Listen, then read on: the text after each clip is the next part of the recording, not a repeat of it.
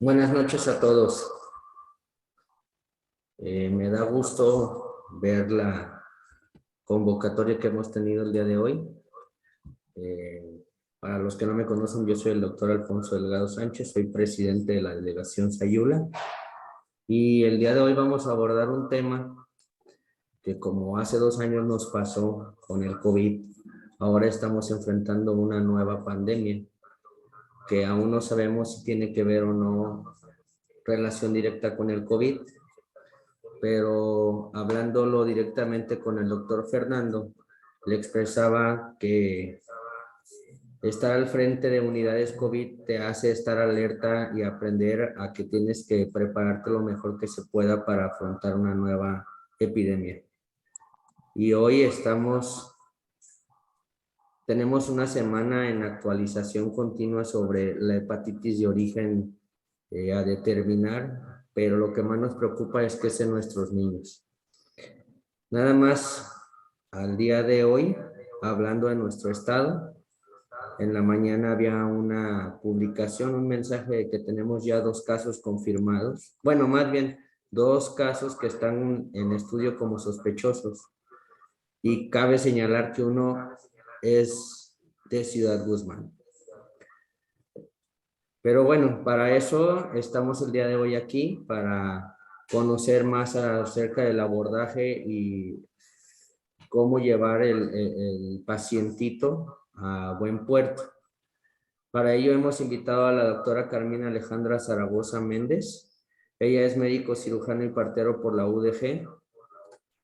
Ella tiene una especialidad en pediatría clínica por el Hospital Civil Fray Antonio Alcalde. Tiene una subespecialidad en gastroenterología y nutrición por la UNAM. Y además es maestrante en nutrición materno-infantil. Les pido por favor que le demos una cordial bienvenida y antes de que inicie su sesión, les pido de nuevo que verifiquen que sus micrófonos estén en silencio. Al final tenemos una sesión de preguntas y respuestas, donde también nos acompaña el presidente del colegio, para ya no robarle más tiempo a la doctora. Bienvenida, doctora. Muchas gracias a todos y muchas gracias por la invitación. Les voy a compartir mi presentación. En cuanto sea visible, por favor, les pido que me lo hagan saber. Muy bien. Pues el tema prácticamente es hepatitis en tiempos de pandemia.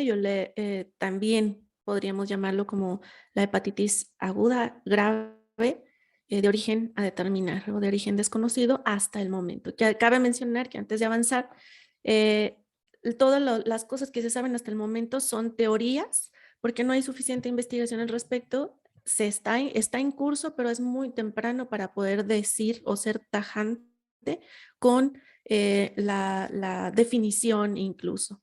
Entonces, nosotros tenemos la definición de hepatitis, cualquier tipo de hepatitis, no nada más esta, que es la inflamación hepática con elevación de las transaminasas y bilirrubinas séricas.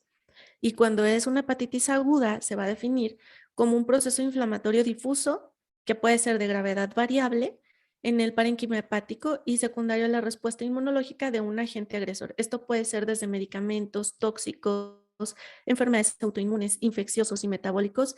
Y en infecciosos hay una gran cantidad de microorganismos los cuales pueden desencadenar una hepatitis, desde los virus clásicos que conocemos, los virus de varicela y de familia del herpes, algunas bacterias como listeria, hongos incluso.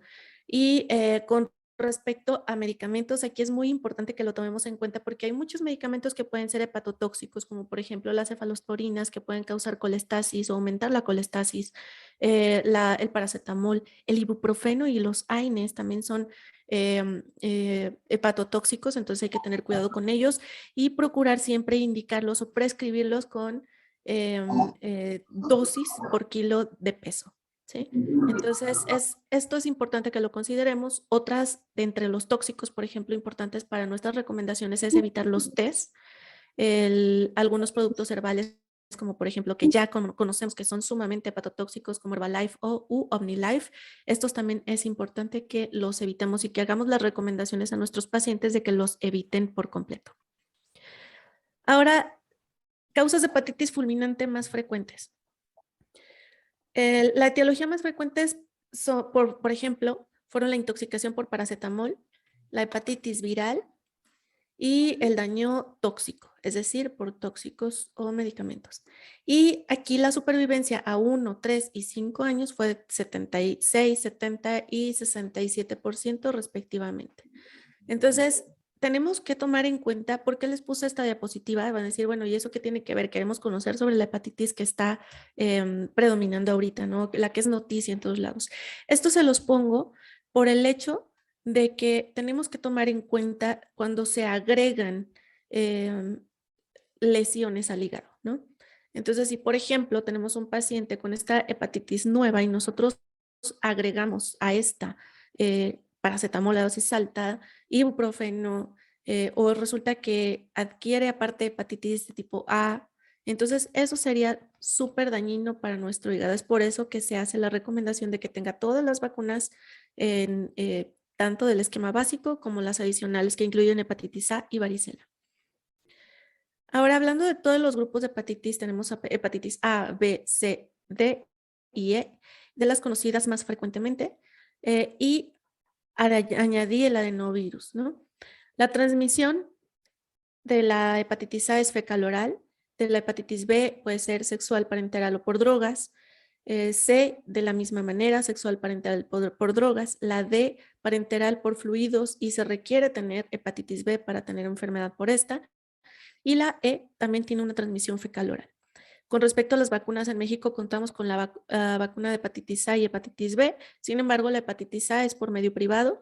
A veces cuando hay brotes, en guarderías y en el IMSS y a veces en Secretaría de Salud hacen vacunación de una sola dosis que alcanza a prevenir, a evitar daños por la enfermedad de hepatitis A hasta en el 74%. Y aquí añadí la transmisión del adenovirus, el cual es fecal oral por microgotas y del cual se contaba con una vacuna de tipo militar, donde se ponía, porque había brotes entre los militares de enfermedades por adenovirus, vamos a hablar más adelante al respecto, y estas decidieron aplicar vacuna contra adenovirus en los campos militares. Bueno, hablando ahora de la epidemiología específica sobre estos brotes que ha habido, empezaron a hablarnos en abril acerca de estos casos, donde ya en Estados Unidos se reportaban 169 casos. Pongo aquí 9 porque eran los iniciales que se reportaban en Estados Unidos. Sin embargo, ya se habían reportado casos antes, desde octubre del 2021 en Alabama. Esto es importante que se tome aquí en cuenta. 10% requirió trasplante y en estos se encontraron 74 casos con adenovirus como del tipo F41, solo 18 pudieron ser tipificados y aquí importante, 20 casos fueron positivos para SARS-CoV-2. Dentro de los hallazgos laboratoriales o bioquímicos fueron las AST y ALT elevadas, ictericia, dolor abdominal, diarrea, vómito y en estos ninguno había presentado fiebre.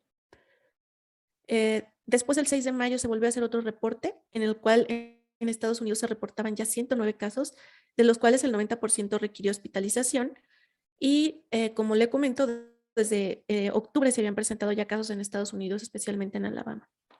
De estos 109 casos, 5 fallecidos y el 14% requirió trasplante de todos estos 109 casos. Aquí se encontró el 72% de adenovirus y 18% se encontró también SARS-CoV-2. Aquí la media es de 2 años, de los niños tuvieron que ser hospitalizados y pues con los mismos datos clínicos también sin fiebre. En el 22 de mayo se reportaron de 25 a 30 casos en México, un total de 448 casos en la OMS, por la OMS en todo el mundo, aún con 40 en estudios. Y en México se reportó un caso en Hidalgo que lamentablemente falleció en el Hospital de la Raza. Lo estaban preparando para trasplante y lamentablemente falleció antes de eso. Hablaremos también un poco de cómo prevenir este tipo de situaciones. Ahora, ¿dónde más se han presentado los casos? Prácticamente han presentado en algunas partes de Asia, de Europa, en América y los últimos han sido en Latinoamérica. Estos, bueno, los pongo con estas fechas porque ha habido reportes diferentes según cada uno de los países que pongo en esta imagen. En México, ya lo comentamos, 25 casos y lamentablemente una defunción. Los estados en los que se han reportado es Nuevo León, Hidalgo, Ciudad de México, Durango, Sinaloa, San Luis Potosí, Coahuila, Puebla y como comentó el doctor, también en Jalisco, en el cual hasta el momento hay 2 casos posibles y pues aún se está estudiando uno de ellos y uno de estos pacientitos es un bebé de 4 meses. Ahora, con respecto a las estadísticas habituales de la hepatitis, bueno, en Estados Unidos, por ejemplo, por año se reportan alrededor de 170,000 casos de hepatitis aguda, de los cuales 600 evolucionan a fulminante, 42,500 sintomáticos y fíjense aquí, 127,500 asintomáticos y 87,000 evolucionan a cronicidad. Aquí estamos hablando de todas las hepatitis, o sea, desde por A, B, C, D, tóxicos, etcétera. ¿Sí? Pero los pongo para que vean más o menos cómo es la evolución habitual. De estos, obviamente, los que evolucionan a fulminante requieren de trasplante hepático. Eh, Estos llegan a ser aproximadamente el 3%, a diferencia de esta hepatitis que puede ser entre el 8 y 14% de los que requieren trasplante.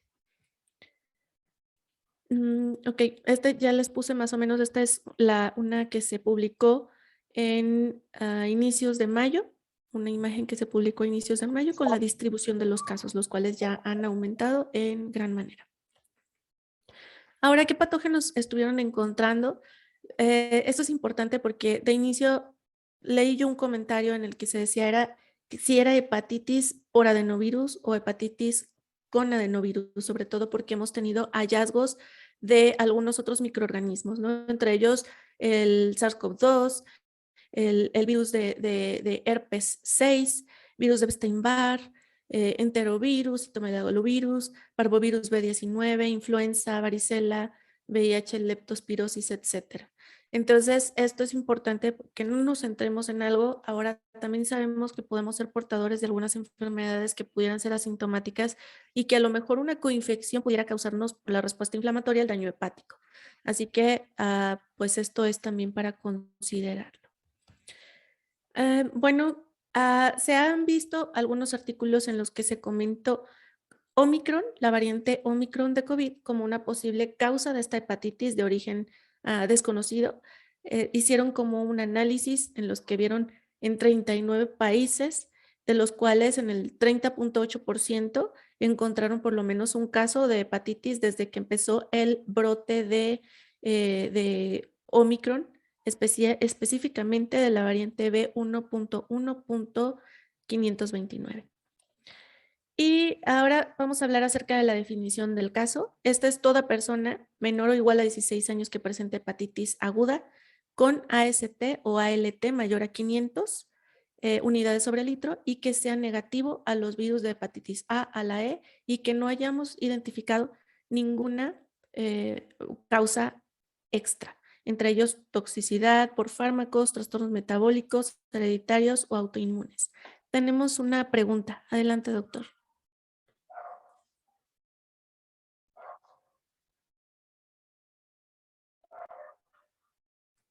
Muy bien, continuamos Doctora, entonces. perdón, si gusta Dígame. dejamos las preguntas para el final. Sí, perfecto, me parece perfecto. Muy bien. De estos, bueno, continuamos entonces después de la definición del caso. Vamos a hablar de los datos clínicos de hepatitis. De todos los reportes, los mejores que se han publicado son los reportes de Reino Unido.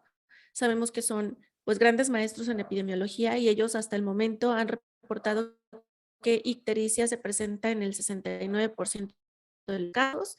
Vómito se puede presentar hasta en el 7%, diarrea 43%, náuseas 25%, dolor abdominal 36,1%, letargia 48% y acolia 42%. Ahora, aquí importante, en los primeros reportes que se hicieron a principios de mayo y finales de abril, se había comentado que los casos no presentaban fiebre. Sin embargo, se ha encontrado en Reino Unido que hasta el 28,5% de los pacientes pueden presentar fiebre. Por lo tanto, el que tengan fiebre no nos va a hacer que descartemos estos casos de esta etiología, ¿no? O de este tipo de hepatitis.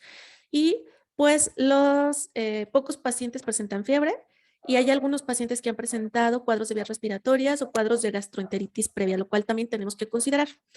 Y vamos a hablar al respecto porque adenovirus nos puede causar infecciones de vías respiratorias y también infecciones gastrointestinales. Por lo tanto, también es una de las razones por las cuales se ha considerado la etiología. Hay varias teorías de esta nueva hepatitis. Una de ellas es que un factor que haga más severa la infección por adenovirus, como la susceptibilidad por pobre exposición durante la pandemia. ¿Y esto por qué? Bueno, pues resulta que todos tenemos exposición a los adenovirus en los primeros 10 años de vida, ¿sí? Y si consideramos, por ejemplo, que tenemos niños de 2 o 3 años, estos niños llevan más o menos 2/3 de su vida encerrados, lo cual no ha permitido que se diversifique su microbiota, lo cual se termina de madurar, por decirlo así, aproximadamente a los 6 años. Entonces, esto no permite que el sistema inmunológico desarrolle, eh, pues, la exposición a ciertos microorganismos puede generar reacción cruzada a algunos otros. Entonces, esto nos permite una protección más amplia que permite que los niños tengan este tipo de infecciones más autolimitada. Por esa razón se está considerando la pobre exposición por el aislamiento durante la pandemia. Y pues coincidente de que la mayoría de los países abrieron puertas para que los niños empezaran a acudir a las escuelas, y aquí importante hacer notar que nosotros somos un país donde los niños lamentablemente no están vacunados de forma adecuada. Otros cofactores son coinfección de SARS-CoV-2 junto con el adenovirus, tóxicos, drogas o exposición ambiental más el adenovirus. Se ha pensado en un nuevo adenovirus con contribuciones previas, drogas o toxinas, esto de forma aislada, coinfección de adenovirus con otros virus, como lo vimos en la imagen anterior, una nueva variante de SARS-CoV-2 y la variante Omicron B1.1.529 como sospechosa.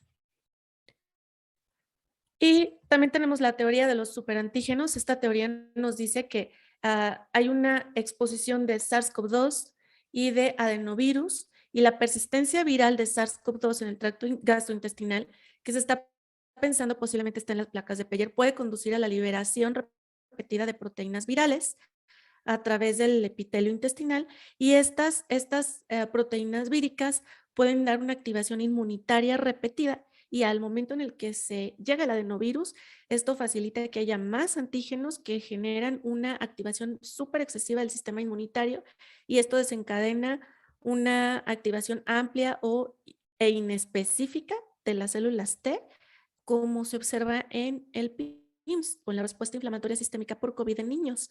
Entonces, pudiera ser una variante del PIMS justamente esta presentación en forma de hepatitis, por lo cual hay que estar muy atentos a esto.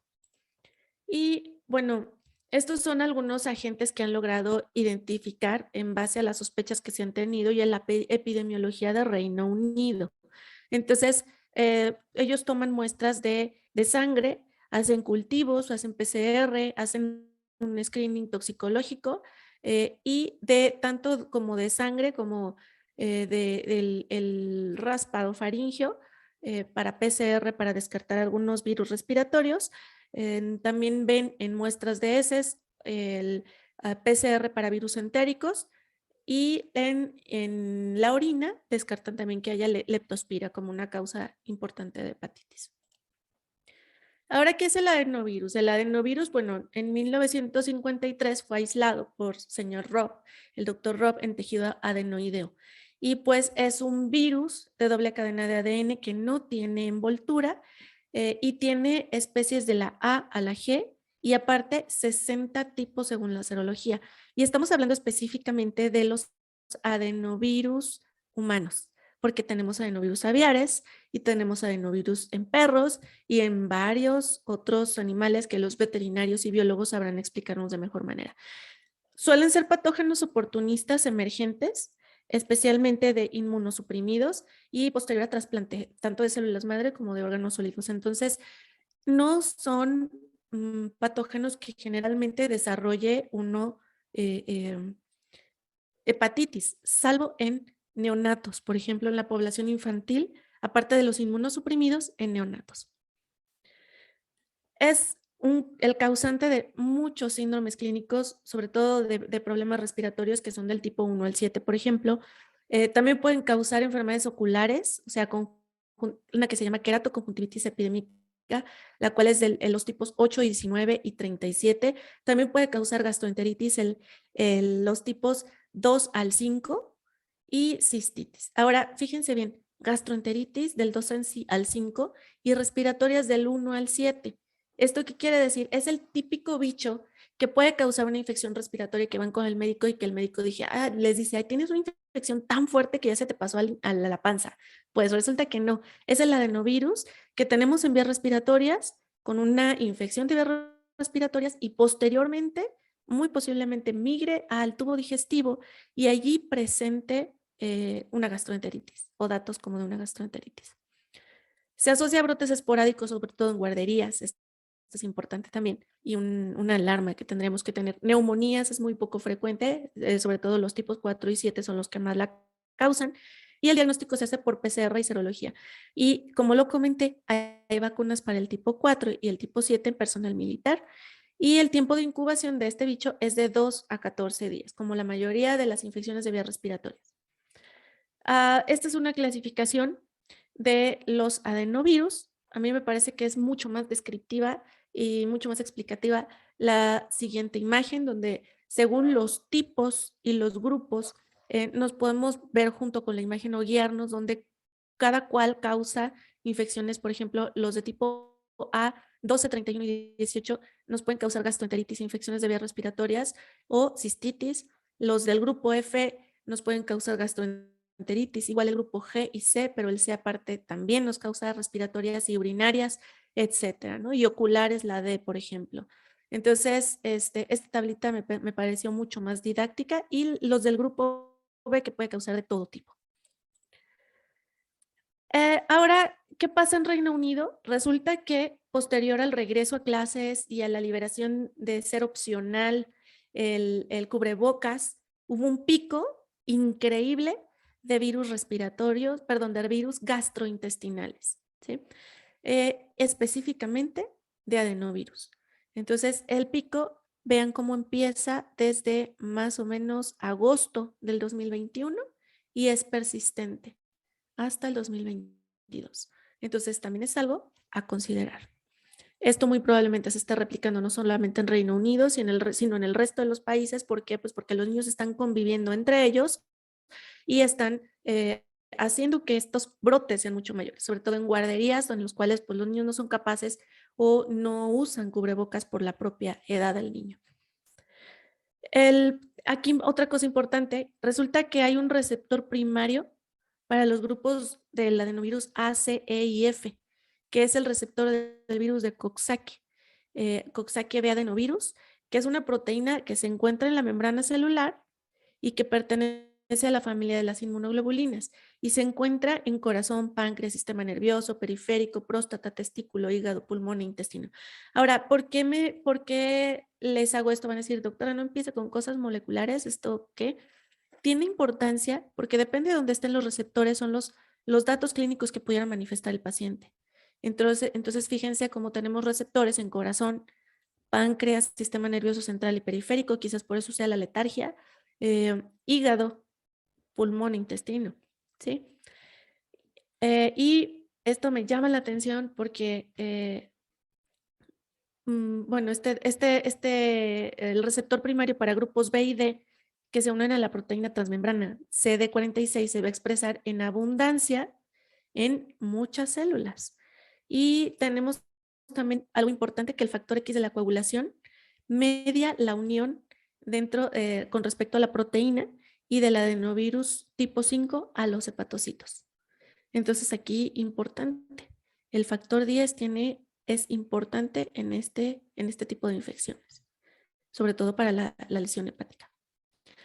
Ahora aquí, el adenovirus, esto es importante, lo que comentábamos, que puede persistir muy probablemente en tejido linfoide hasta 10 años después de la primoinfección. secretándose fecal de manera intermitente e inclusive después de haber tenido una conjuntivitis, ¿sí? Entonces también una conjuntivitis tanto en tejido, en excreción fecal como en lágrimas se puede encontrar el adenovirus hasta 10 años después de la primera infección. Y los reservorios, pues bueno, son los linfocitos T y el tejido linfoide.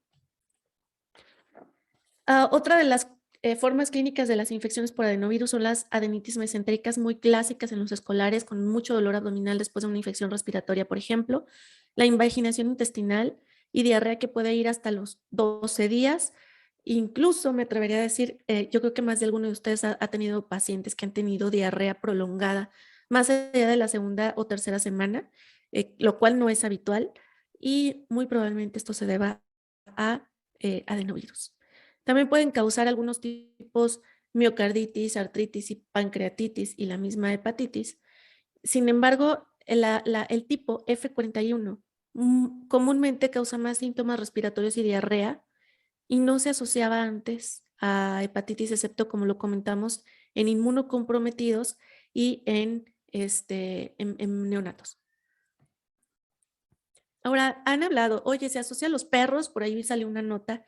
Bueno, resulta, vamos a hablar acerca de las posibles zoonosis. Resulta que hay un síndrome dado por adenovirus aviar, el cual se llama síndrome hidropericardio hepatitis, el cual causa unos cuerpos de inclusión en eosinófilos y basófilos y que presenta puntos necróticos en el hígado con hidropericardio, como ve en la imagen, ¿sí? Y esto es importante considerar. Y también hay un adenovirus, el tipo 1 de perros, que puede causar hepatitis. Y lo que han encontrado los ingleses es que como el 70% de los niños pues tienen perro, entonces podría ser la posibilidad. Sin embargo, no tomemos esto como que es la causa. Lo más probable es que los humanos, porque ya había COVID y ya había perros antes de esto, ¿no? Esa es la primera. Y la otra cosa que tenemos que considerar es que, bueno, pues que estos adenovirus pues son específicamente del perro. Sí puede haber un brinco entre especies, pero para eso tiene que haber situaciones o específicas que permitan este brinco, las cuales pues son las mismas que había hace 1 o 2 años, ¿no? Entonces, por esa razón, no nos pongamos, por ejemplo, como en algunas partes de Asia, donde sugirieron que se podía transmitir por el COVID por gatos, entonces hicieron sacrificio de un montón de mascotas. No hagamos esto es importante. Y bueno, con respecto ahora pasando al SARS-CoV-2, resulta que se han identificado insuficiencia hepática desde inicios de la pandemia secundaria COVID-19. Hay evidencia del tropismo hepático de SARS-CoV-2 y entonces, por lo tanto, la hepatitis puede ser por SARS-CoV-2, puede haber una respuesta normal o anómala antes de la infección y con el adenovirus y con una infección previa de SARS-CoV-2 que se desarrolla la hepatitis, como comentamos con los superantígenos. La restricción del contacto que dijimos como un factor de confusión donde se retiran las restricciones y esto altera el sistema inmunológico por pobre exposición y aumenta por lo tanto el riesgo de adquirir algunos otros patógenos que normalmente causaban enfermedades leves. Y la exposición a Omicron, como comentamos también, que se ha asociado a hepatitis severa en niños. Ahora, este pequeño algoritmo no es el del INDRE. Quiero aclararlo, este pequeño algoritmo lo traté de armar yo previo a lo que puso el INDRE, creo que la atiné como 2 días antes del INDRE. Y después lo complementé un poquito y les voy a mostrar también el algoritmo del INDRE. Primero sería comentar o ver los datos clínicos de la hepatitis, como ictericia, vómito, diarrea, dolor abdominal, acolia y coluria. Entonces acude un paciente con varios de estos síntomas. ¿Qué es lo que debemos de hacer nosotros como médicos de primer contacto? Solicitar biometría hemática, TGO, TGP, GGT, fosfatas alcalina, bilirrubinas totales, directas e indirectas, tiempos de coagulación, INR, no se les olvide el INR, fibrinógeno y el IgM para hepatitis A. ¿Por qué esto? Bueno, porque estamos en temporada de hepatitis A, lo cual se da más o menos como de finales de febrero hasta finales de julio. en México. Entonces, la causa más frecuente de hepatitis en estos momentos debería de ser hepatitis A, ¿sí? Tenemos esta otra, pero los casos aparentan respecto a cómo lo reporta Reino Unido y Estados Unidos, mucho menos que hepatitis A. Por esa razón sería sugerir esto. Y la otra porque es muy caro pedir para el papá o para la mamá, para la familia, el panel de todas las hepatitis. Y hepatitis, hay algunas hepatitis que no las hace más que el INDRE, como la hepatitis E, ¿sí? Entonces, de inicio, esto es lo que sugeriríamos.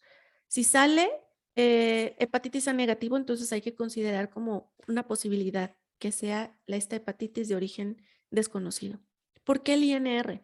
Porque resulta que el INR nos puede dar una pauta para ver si este niño va a evolucionar o no a falla hepática. Entonces, eh, si el INR sale arriba de 1.2, este sería para enviarse a tercer nivel, el paciente, porque no lo vamos a alcanzar y porque el manejo pues se queda corto en primer nivel. Entonces es importante que si notamos que el INR está arriba de 1.2, envíe a tercer nivel para que inicie su manejo.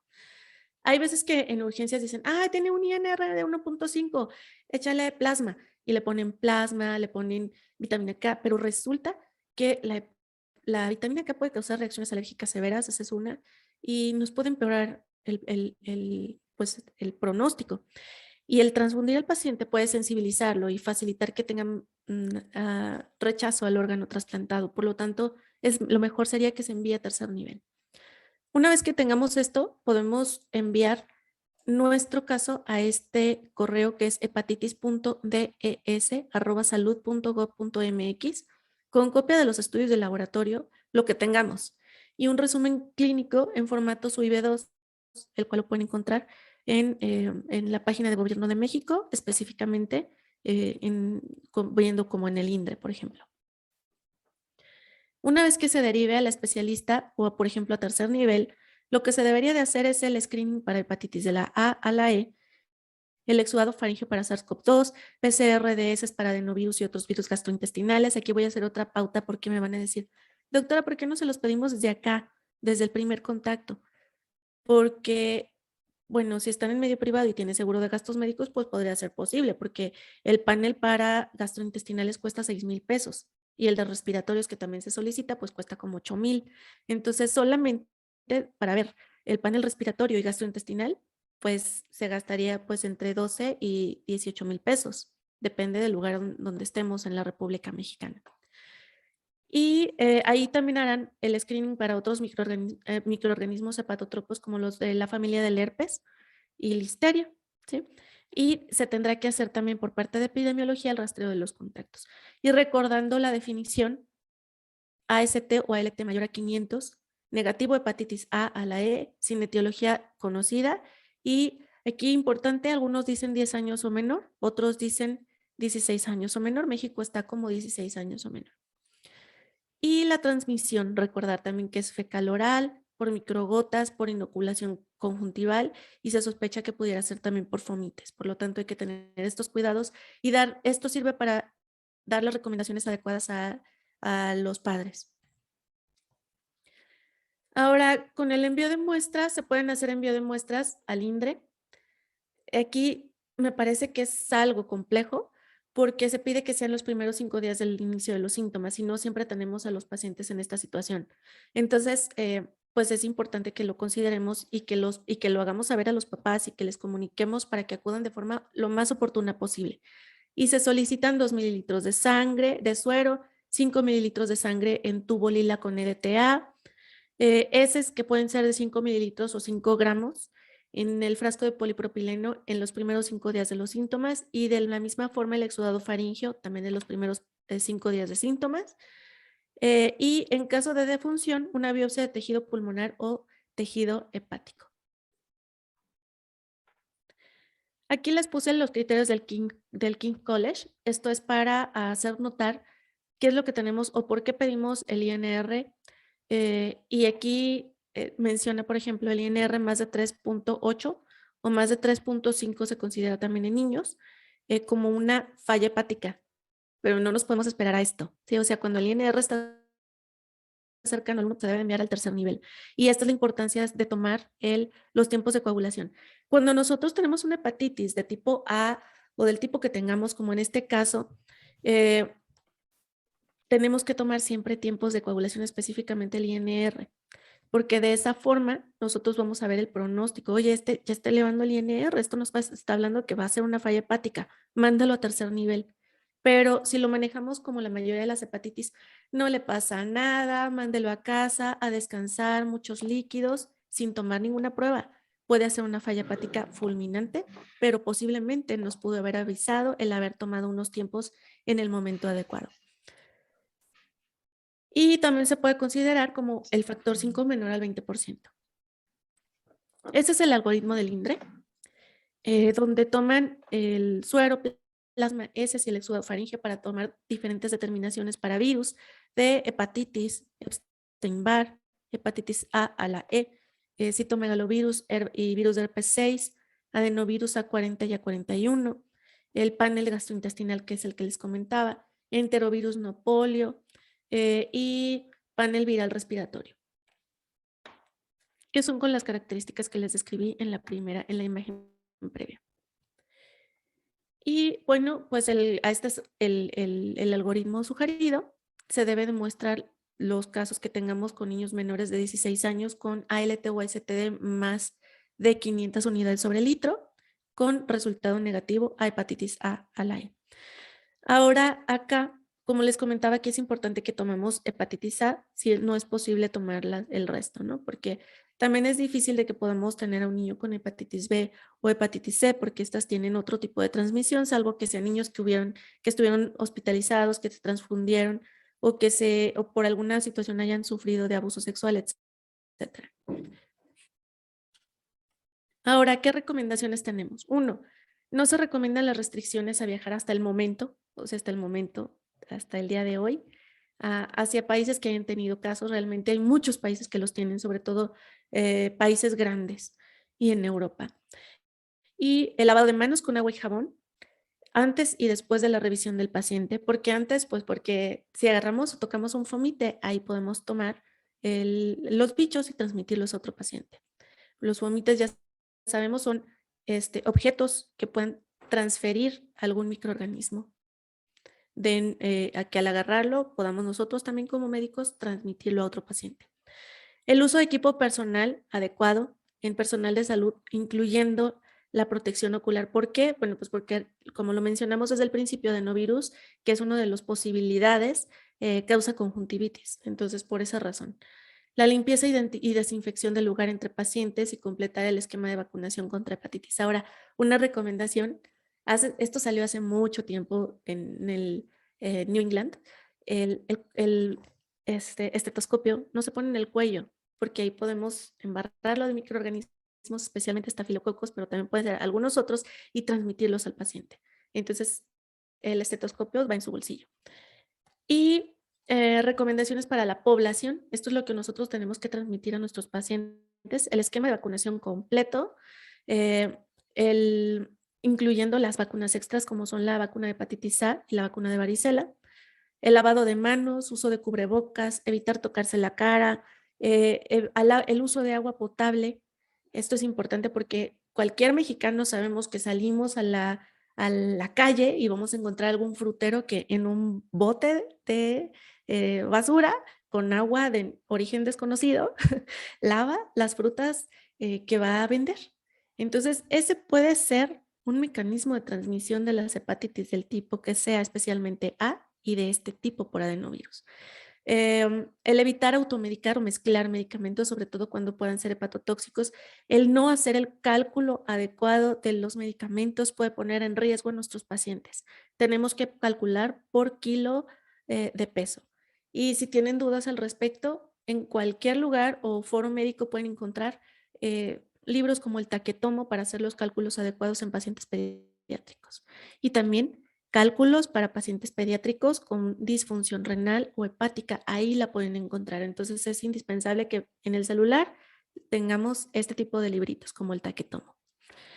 Y la higiene en los alimentos, obviamente. Entonces, por ejemplo, si hay un paciente en la escuela y hay una cooperativa donde vaya a comprar sus alimentos y no pueden garantizarnos que sean alimentos salubres y que se cocinen con agua potable, lo ideal es que el niño lleve sus alimentos y que se le dé indicación de que no consuma alimentos de ahí. Evitar convivir con enfermos. Y esto tiene mucho que ver con aspectos morales. ¿Por qué?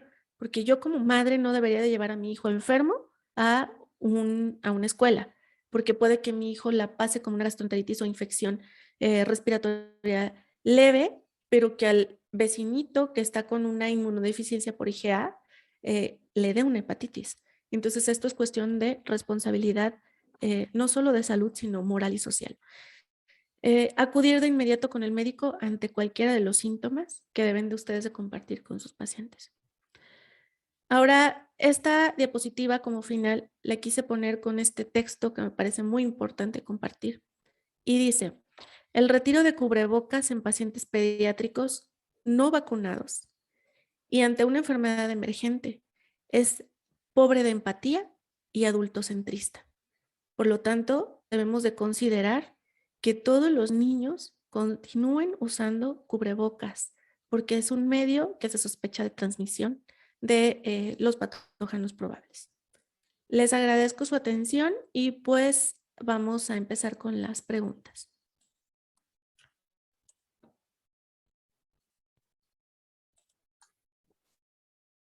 Muchas gracias, doctora. Agradezco infinitamente su participación.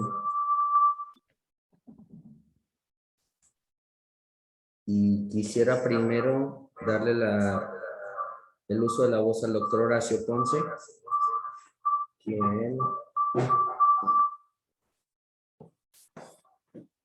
quien fue el que primero levantó la mano para escuchar su inquietud, y de ahí le iremos dando seguimiento a algunos comentarios que se hicieron en el chat para poder responder las preguntas de los compañeros. Adelante, doctor Horacio Ponce.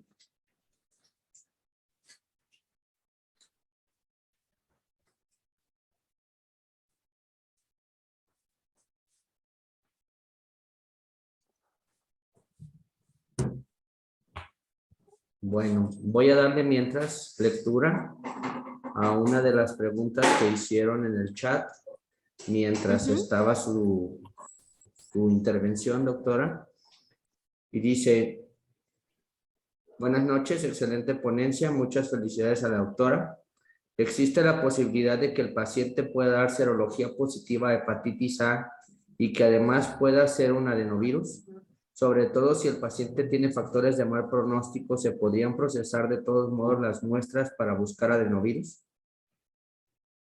Pues bueno, se podrían procesar, pero bueno, en México tenemos a la hepatitis A y más o menos el 3% son los que se requieren trasplante y alrededor del 10% más o menos son los que evolucionan a gravedad.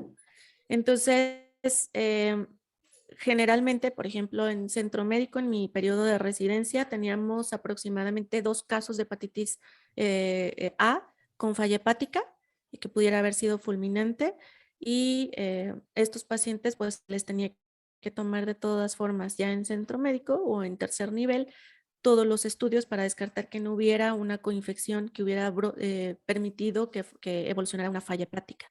Lo ideal sería que sí, que se tomara todo esto mismo para estos niños. Y también la indicación es que cualquier tipo de hepatitis que se sospeche que es infecciosa, se analice todo esto y que se mantenga en aislamiento y en vigilancia estrecha. Gracias, doctora. Hay otra pregunta en el chat que dice, ¿las causas de hepatitis autoinmune y colestásica se descartan hasta tercer nivel o existe algún parámetro en las pruebas de función hepática que nos oriente hacia esas causas? No hay que nos orienten en esto, pero se tendrían que hacer en tercer nivel. También son anticuerpos específicos que son también de alto costo, por lo tanto yo recomendaría que fueran en tercer nivel y que le diéramos prioridad a lo que pusimos al principio, ¿no? Y pudiéramos sospechar si hay antecedentes, por ejemplo, de familia que hubiera presentado lupus, de que tengan Crohn, que tengan CUSI o enfermedad inflamatoria intestinal. Sin embargo, son enfermedades que, pues que son muy, muy poco frecuentes en la infancia. Ok, doctora. Muchas gracias. Hay otra pregunta en el chat de Verónica Díaz que dice, si tengo un paciente adolescente con manifestaciones de hepatitis, ¿nos sugiere que se mantenga en aislamiento? Sí, sí, como comentábamos, todas las hepatitis, tanto la A o las hepatitis en los niños y que se sospeche que son de origen infeccioso, deberán de aislarse de inmediato.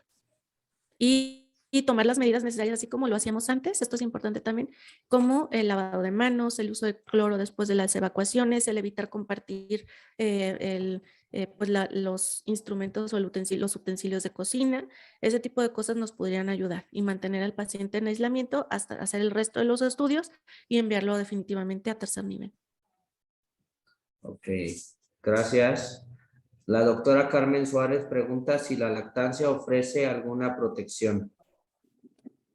Bueno, la lactancia ofrece protección contra muchas enfermedades. Con esto no se ha descrito en absoluto si hay o no, pero no se ha descrito porque no se ha investigado a profundidad porque es una enfermedad prácticamente nueva. O sea, tenemos hablando de esto un mes.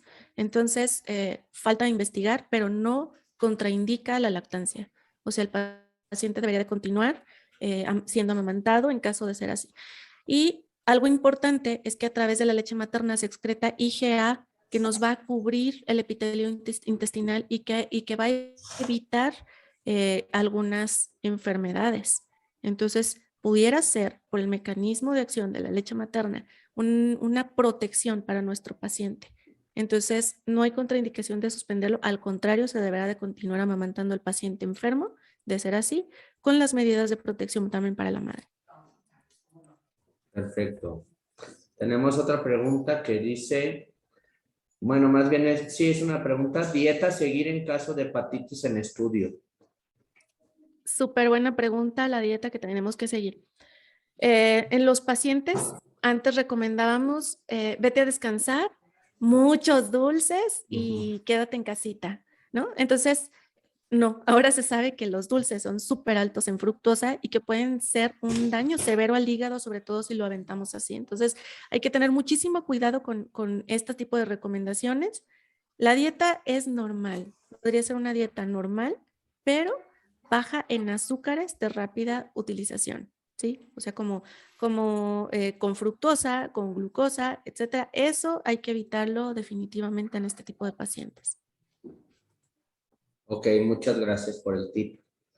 Hay una otra pregunta, dice, si mi paciente tiene transaminasas elevadas pero menores de 500 y NR menor a 1.2, ¿cada cuánto puedo estar solicitando monitoreo de ello? Además de vigilancia en la clínica y cuántos días se recomienda de aislamiento. Más o menos sería 48 horas y el tiempo de aislamiento deberían de ser de 2 a 3 semanas, porque solamente el tiempo de incubación pudiera ser hasta de 14 días en el caso del adenovirus. Entonces, por lo menos tendría que estar aislado el niño 3 semanas. Y bueno, si el INR está menor a 1, entonces podemos estar como tranquilos porque lo más probable es que vaya a pasar como una hepatitis leve, ¿sí? Ahora, con respecto a esto, es importante que consideremos también que hay un montón de casos y los casos han sido como aislados en piquitos y cuando fue la Unión Europea a investigar, oye, ¿qué tiene que ver este niño con este? A lo mejor se cruzaron o hubo algo por aquí. Resulta que no tenía nada que ver uno con otro caso. ¿Esto qué quiere decir? Que muy probablemente haya miles y miles de niños asintomáticos. Esto es muy importante. O con manifestaciones leves, posiblemente como este paciente. Sin embargo, aunque sea así, consideren enviar el caso, esperando pues que los consideren para enviar también a estudio a estos niños, porque estas leves podrían ser también modos de transmisión para otros niños. Entonces, mi recomendación es que estos niños se fueran a aislar bajita la mano 3 semanas. Hay otra pregunta que dice, gracias doctora. ¿Tiene más riesgo los niños no vacunados para COVID para contraer la enfermedad? Mm, Los niños no vacunados. De hecho, se ha visto que la respuesta inflamatoria sistémica es mayor en niños no vacunados que en los vacunados. Y estamos pensando la posibilidad de que sea una respuesta inflamatoria sistémica por COVID y asociada a adenovirus. Esa justo es lo que yo creo que pinta más para que sea lo que pudiera estar pasando. Sin embargo, sería muy pronto como para asegurarlo, pues. Entonces, lo ideal es que los niños estuvieran vacunados, porque esto nos ayudaría a evitar que tengan una respuesta inflamatoria sistémica. Ya se ha visto, ese estudio salió en Estados Unidos, que los niños de 5 años que tenían aplicada la vacuna y que contraían COVID, que no presentaban respuesta inflamatoria sistémica por COVID. Por lo tanto, este sería un efecto protector, la vacunación, y sería lo recomendado. Entonces, aquí es un punto como para que nosotros exijamos y los que estén en posibilidades que tramiten amparos, porque eso es una forma de presionar al gobierno para que aplique la vacuna en los niños. Muchas gracias, doctora. Hay otra pregunta que dice, de acuerdo a estas nuevas variantes, ¿hay alguna contraindicación para hacer prevención de esta enfermedad con las vacunas? Me imagino que se refiere a lo mismo. No hay ninguna contraindicación para vacunar. Al contrario, se debería de vacunar a los niños y asegurar que tengan el esquema basal completo, incluyendo las vacunas extra, como comentamos, que son hepatitis A y varicela. De estas, ambas son 2 dosis. Y en casos de brote o en niños de riesgo, se pueden aplicar desde los 10 meses y no necesariamente hasta el año. Eh, no sé si alguien más tenga alguna pregunta. Si alguien comenta, si hemos visto casos de hepatitis en niños que simultáneamente están apareciendo en distintos continentes, esto podría hablar de algo que actualmente ya está extendido. Pues sí, pero como comentaba al principio, muy probablemente haya muchísimos casos que superen por mucho los números de las hepatitis que se están reportando la enfermedad, o sea, y que estén como asintomáticos. Entonces yo creo, es difícil decirlo, pero una de las cosas que tenemos que hacer es facilitar que los niños tengan una microbiota diversa y esto es exponiéndolos no de forma mm, a ciegas o no de forma riesgosa, ¿no? La forma riesgosa sería, ay, que vaya a la escuela y que hagan su fiesta de COVID y como se hacían con la varicela, ¿no? O sea, una forma responsable de exposición a microorganismos sería que el niño conviviera con animales y con compañeros sanos, pero que realmente estén sanos. No que la gripita, que el moco, no que es alergia maestra, eso les dicen para que los acepten. Entonces, tienen que estar seguros de que sean niños sanos. Así que es lo que hay que tomar en cuenta. Gracias. Hay otra pregunta que dice, ¿las vacunas que comenta con varicela y hepatitis se aplican en medio público o hay que buscarlos a ustedes los pediatras para conseguirla? La vacuna de hepatitis A no la tiene Secretaría de Salud ni el IMSS. A veces en temporadas de brotes las aplican en guarderías, especialmente en guarderías del IMSS. Entonces, mi sugerencia es que si no la tienen, primero vayan a Secretaría de Salud y al IMSS. Y si definitivamente no la tienen en estos lugares, pues entonces que acudan con un pediatra para que sea aplicada esta. Hay 3 marcas, no se estresen, no se van a agotar. Entonces pueden tranquilamente, sin abarrotarlo, solicitarla para que sea aplicada. Son 2 dosis y se puede aplicar la segunda posterior al mes de la primera aplicación.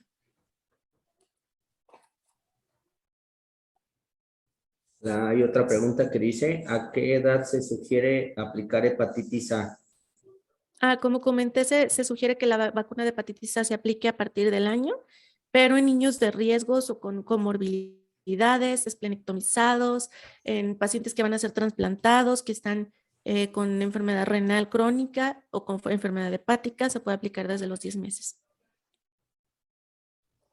Bueno, creo que esta es una pregunta que ya había contestado. Si tiene un paciente en su primer INR es menor de 1, ¿en cuánto tiempo se tiene que solicitar un control? Más o menos a las 48 horas. Sobre todo si está como que ahí ya pintando para el punto 8 o así yéndose para el 1, cada 48 horas.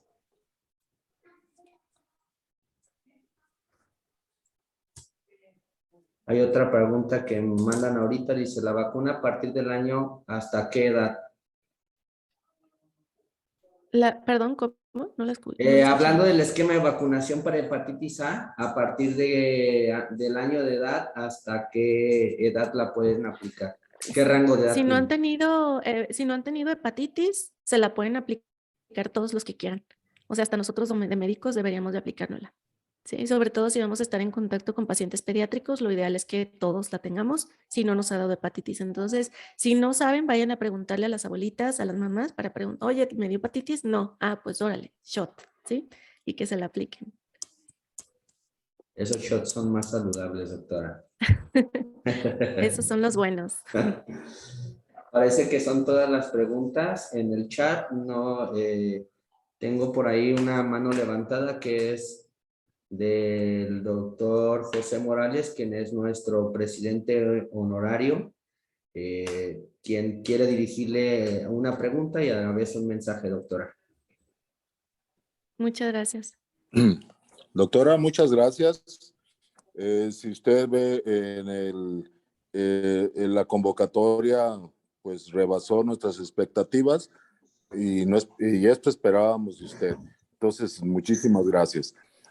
Ahora, como médico que veo también pacientes, por ahí me encontré yo una bebé, bueno, de 3 años de edad concretamente, donde yo sospeché de hepatitis. eh, Inmediatamente la llevó, nosotros médicos de primer contacto, con sus honrosas excepciones, pues algunas personas y algunos especialistas, pues quieren, concretamente la mamá la llevó con un pediatra especialista y le dio antibiótico, doctora. Ujú. Mi pregunta es, ¿por ningún motivo debemos de usar los antibióticos? No hay razón porque es una enfermedad viral. Bueno, la sospecha es que sea una enfermedad viral. Entonces, esa es una. Y la otra es que cerca del 90% de las enfermedades respiratorias y gastrointestinales son de origen viral. Por lo tanto, lo ideal es que no le demos antibióticos de primera intención. Eh, Incluso hay reportes de deterioro en niños con gastroenteritis que se les da antibiótico y cuando la causa son em, em, Escherichia coli, por ejemplo, pudiéramos causar un daño renal secundario, como el síndrome hemolítico urémico. Entonces, lo ideal es que en los niños que presentan infecciones respiratorias o gastrointestinales de inicio, no se les den antibiótico y que esperemos. Hay algunos criterios, esos criterios me parecen súper interesantes, que se llaman criterios de Centor. Estos criterios evalúan la garganta y si cumple ciertos criterios, entonces se considera como una posibilidad de una faringoamigdalitis estreptocócica y para dar tratamiento antibiótico, pero si no los cumple, no es necesario que se le dé antibiótico. Otra de las razones o donde sí se podría considerar el uso de antibiótico es que se les dé, que tenga fiebre persistente más allá de las 48 a 72 horas y que vaya en aumento. Ahí es cuando tendríamos que considerar también el uso de antibióticos. Pero si no los presenta, decía por ahí un profesor de infectología, que las gripes y las diarreas se curan con, sin o a pesar del médico a los 3 días. Entonces, esto pues tomarlo en cuenta para evitar sobremedicar a los pacientes y sobre todo porque como lo comentábamos, los grupos de penicilinas pudieran ser hepatotóxicos, especialmente, por ejemplo, las cefalosporinas pueden causar colestasis y empeorar la hepatitis en nuestros pacientes. Entonces, con mucha reserva. Y es la clásica que se les da, ceftriaxona con amicacina 3 días para que se le quite y no sería lo correcto. Sería muy deleterio para el paciente. Entonces, con mucha reserva el dar antibióticos, salvo que se encuentren evidencias, ¿no? Como en casos de otitis o las faringitis francamente estreptocócicas que requieran manejo. Les recuerdo, se llaman criterios de Centor con C, que los pueden usar para estos casos. Pues muchas gracias, doctora. Bastante clara su información y de nueva cuenta la felicito. Muchísimas gracias, doctor. Y pues como recordatorio, me gustaría volver a repetir que no es prudente todavía el retiro de los cubrebocas, especialmente en niños. En el caso, lo que yo hago es enviarles recetas con cartas a las mamás que digan no retiro de cubrebocas por riesgo. Entonces, porque es paciente de riesgo, solo por el ser niños, así. Entonces, las escuelas tendrán que tomar las consideraciones necesarias para continuar las medidas para evitar la transmisión de estos bichos.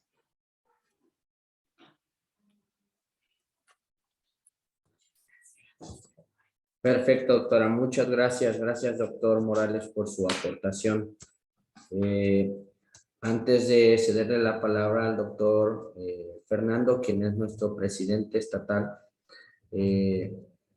hacerle llegar el agradecimiento y de todos los participantes. Tuvimos más de 150 asistentes a su ponencia, doctora, y todos le mandan una felicitación y algunos de ellos piden sus datos para tener el contacto, y más de alguno solicitó también su contacto para localizarla para nuevas, para invitarla como ponente a otro espacio, como en específico mencionaban para la Secretaría de Salud. Entonces, para ver si antes de que demos por finalizar la reunión, nos pueda compartir sus datos. Doctor Fer, le Claro que cedo sí. la palabra.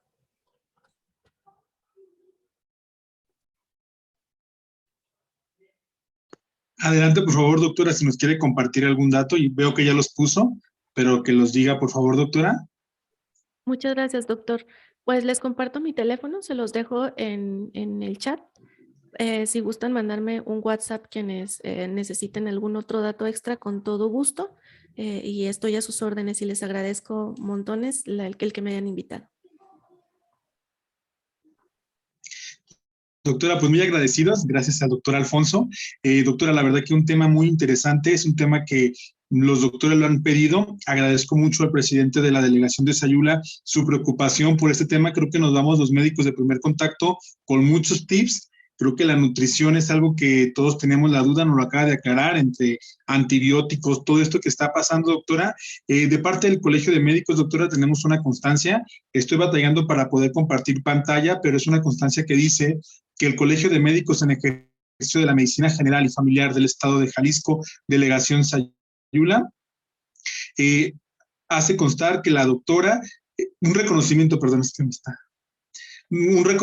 doctora, firmada por nosotros, se la vamos a hacer llegar a través del doctor Alfonso, a la brevedad posible. Y pues bueno, doctora, aunque no podemos darle aplausos aquí, nos escuchan todos parejos, pero la verdad un fuerte aplauso, doctora, y muchísimas gracias por estar en este espacio, compartir su conocimiento con el simple hecho de hacerlo de una manera honorífica, de solo compartirlo y hacer que esto se difunda de médico en médico para bienestar de nuestros niños. Doctora, de verdad un fuerte aplauso y muchísimas gracias por habernos acompañado, y muchas gracias al doctor Alfonso por compartir esta ponencia con el resto del estado. Veo compañeros desde Puerto Vallarta hasta Lagos de Moreno, y desde Colotlán hasta Casimiro Castillo. Entonces, créanme, doctora, que esta información va a ser de mucha utilidad en el estado. Esperemos poder ayudar a muchos niños. La mayoría somos padres y es algo que nos preocupa. Gracias, muchas gracias, doctora, y gracias al doctor Alfonso por su trabajo y su esfuerzo como presidente.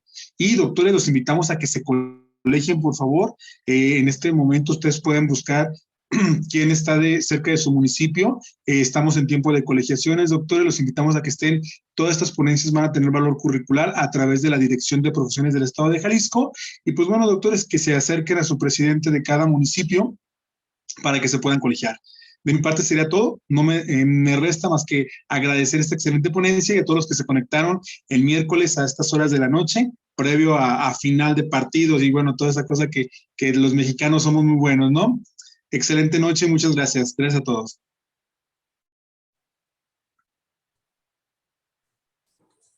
De nuevo, solamente me queda agradecer a la doctora y a la doctora por su ponencia, y la oportunidad al doctor Fernando y al doctor José, y la confianza de que podemos seguir trabajando para ir resolviendo todas estas dudas. Muchas gracias y buenas noches a todos.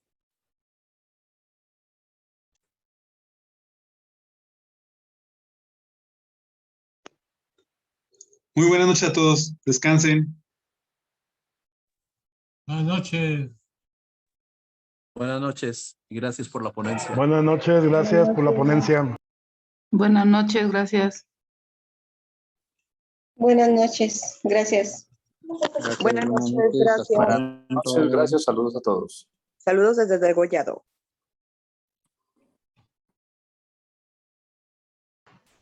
A mí. Buenas noches, ¿cómo